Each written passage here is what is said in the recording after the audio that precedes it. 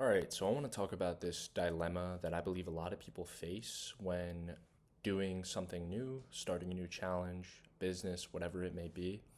And that is the fact that we are limited by this belief that we don't know what we're doing, when in reality, nobody knows what they're doing, even the people who seem like they do. So I want to read a quote from a famous actor. His name's Kumail Nanjiani. And he says that nobody really knows what they're doing. Some are just better at pretending like they do. Now, I believe this quote is impactful because we so often get intimidated by the fact that we feel like we don't know what we're doing when trying something new. But the reality is nobody knows what they're doing, even after they've accomplished something.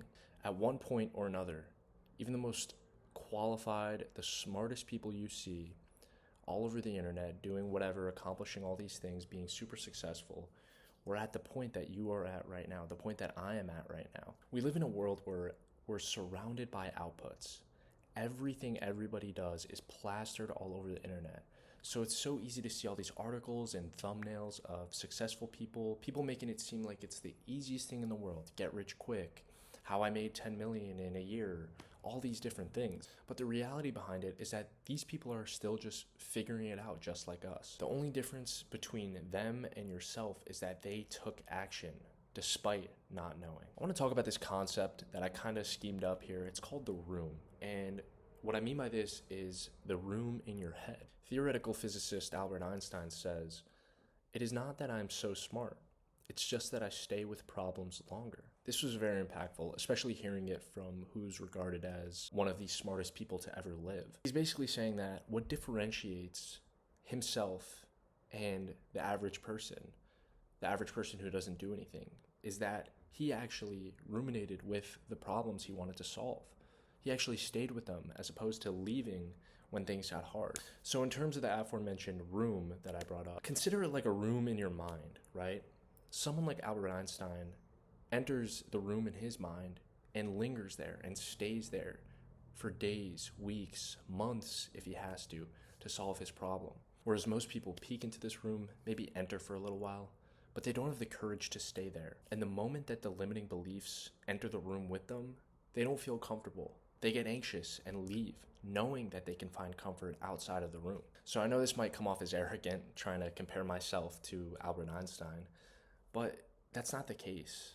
I'm really just trying to level with you in saying that the things that you want are so close to you. All you have to do is sit with the issues. Sit with them past the limiting beliefs that may enter. So do what you believe is right. Sit with it. Continue. Work at it. Even if it's not right, even if it's not perfect, just go and you'll figure it out along the way. Everything meaningful ever made was made by someone who decided that actually doing was better than sitting and waiting. So the difference between you and these people that have it all is that these people just decided to do something. So I really want to boil this down to a solution for anybody watching this and for myself even. And so really what I came up with is that you have to embrace the unknown. You have to embrace the incorrect.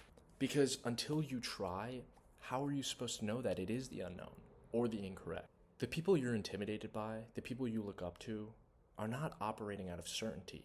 They're operating despite uncertainty. Conquer the beliefs that limit your potential. In the beginning of 2025, I would give myself 1,000 reasons not to move abroad, not to start a business, not to not take the traditional route.